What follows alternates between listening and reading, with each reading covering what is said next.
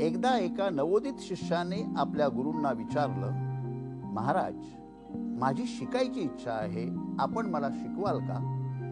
त्यावर गुरु मात्र होते निस्तब्ध. मग कसं शिकावं हे तरी निदान मला शिकवाल का? शिष्याचा आणखीन एक प्रश्न, तुला शिकविण्याची खरी खुरी मोकळीक तू मला देशील का? गुरुजींनी सरळ सरळ प्रश्न विचारला. या प्रश्नानं शिष्य गोंधळात पडला. गुरुवर्य नंतर शांत व धीरगंभीर स्वरात म्हणाले, शिकायला सुरुवात केल्याशिवाय शिकायला सुरुवात होऊ शकत नाही. स्वतःला आपण काही शिकवाल तेव्हाच कुठे शिक्षणाला खरी खुरी सुरुवात होईल. मित्र हो, एका जगप्रसिद्ध चित्रकारानं एक भारदार चित्र काढलं. देखणं होतं ते. त्याने ठरवलं की आपल्या मित्रांना बोलवावं आणि त्यांची प्रतिक्रिया आपण पाहावी. मित्रवर्ग आला. त्याने मित्रांना सांगितलं की ह्या चित्राच्या बाबतीत आपल्याला काय वाटतं.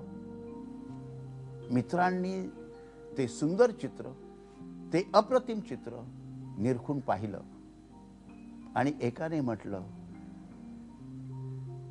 आपण चांगले चित्रकार आहात, पण जे चित्र आपण काढलेलं आहे त्या दरवाजाला आपण कडी खीळ दाखवायला विसरले आहात. ती चूक आपण जर दुरुस्त केली तर बरं होईल. त्यावर तो जगप्रसिद्ध चित्रकार म्हणाला, मित्रा, मी ते मुद्दाम केलेलं आहे. ज्या दरवाजावर येशू ठोठावतो असं मी दाखवलेलं आहे. ज्या दरवाजावर येशू ठोठावतो तो दरवाजा आतूनच उघडता येतो, बाहेरून उघडता येत नाही. जे येशूच्या बाबतीत तेच एखाद्या शिक्षकाच्या बाबतीत. शिक्षकाकडे आपण जेव्हा शिकायला जातो तेव्हा तो काय शिकवतो त्यापेक्षा आपल्या मनाची आपण तयारी किती ठेवतो, आपल्या मनाच्या खिडक्या आपण उघडायला किती तयार असतो आणि आतुर असतो, यावरून आपलं शिक्षण किती लवकर होणार, किती चांगलं होणार हे अवलंबून असतं. त्याच येशूने एक दाखला सांगितला. तो म्हणाला, पेरणी करणारा एक माणूस पेरणी करायला गेला. त्याने पेरणी केली. काही खडकावर पडली, काही रस्त्याच्या बाजूला दाणे पडले, काही पक्ष्यांनी नेले. मात्र जे चांगल्या भुसभुशीत जमिनीत पडले, सुपीक जमिनीत पडले, त्याला 30 पट, 60 पट, 100 पट फळ आलं. फळ येणं हे पेरणी करणाऱ्यावर अवलंबून असतं. त्याच्यापेक्षा ज्या भूमीमध्ये ते पडतं त्या भूमीवर अधिक अवलंबून असतं.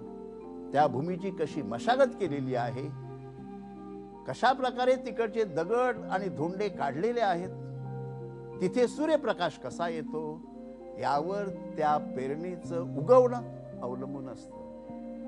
शिक्षक किती पंडित आहे, शिक्षक किती मोठा आहे, शिक्षक किती विद्वान आहे, ह्यापेक्षा शिकणारा किती आतुर आहे यावर शिक्षणाची प्रगती अवलंबून असते. शिक्षणाची प्रत त्याच्यावर अवलंबून असते. जीवनामध्ये सिद्धाची अवस्था प्राप्त करणं हे काही अंतिम प्राप्तव्य नाही. सिद्धाच्या पुढे जाऊनही ज्ञानोबाराय सांगतात तसं ज्ञान गिळून गावा गोविंदगा.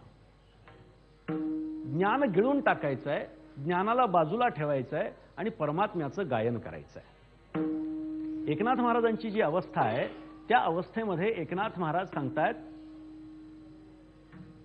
कैसी समचरणेची शोभा अवघा जगी विठ्ठलोबा. एकनाथ महाराजांना संपूर्ण जगामध्ये, विश्वामध्ये विठ्ठलाची प्रचिती आलेली आहे. चराचरामध्ये विठ्ठल भरलेला आहे. हे संतांचं हे तत्वज्ञान आहे.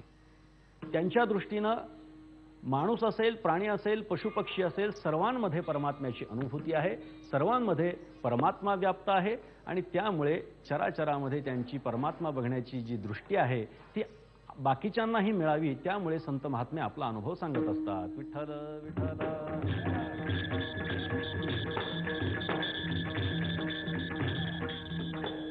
त्या परमात्म्याची प्राप्ती झाल्यानंतर अवस्था काय होते तर एकनाथ महाराज सांगतात, येणे विठ्ठले लाविले पिसे. वास्तविक व्यवहारामध्ये पिसं लागणं, वेड लागणं हे जरा विचित्रपणाचा आहे. व्यवहारामध्ये जरी आपल्याला वेड लागणं विचित्रपणाचं वाटत असलं तरी सुद्धा परमार्थामध्ये परमार्थाचं वेड लागणं हे चांगलेपणाचं लक्षण आहे. परमार्थामध्ये संत महात्मे वेडे झालेले आहेत, यात काहीच नवल नाही. परमात्मा सुद्धा संत महात्म्यांसाठी वेडा झालाय असं आपल्याला बघायला सापडतं. तुकाराम महाराज सांगतात त्याप्रमाणे, वेडा झाला, वेडा झाला, वेडा झाला, वेडा झाला, वेडा झाला, वेडा झाला.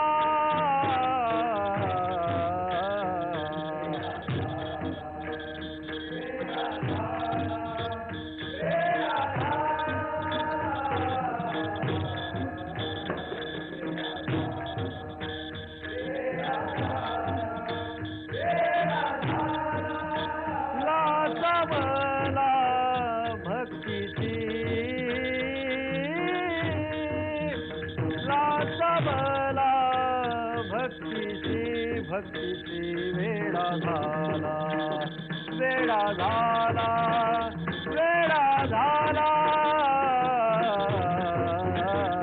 वेडा झाला, वेडा झाला, वेडा झाला.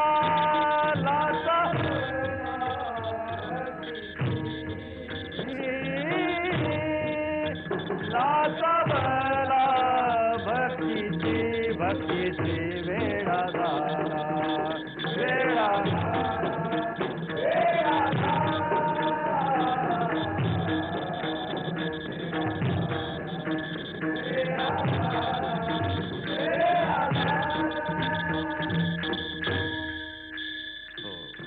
तुकोबाराय सांगतात, वेडा झाला लाचावला भक्तीसी.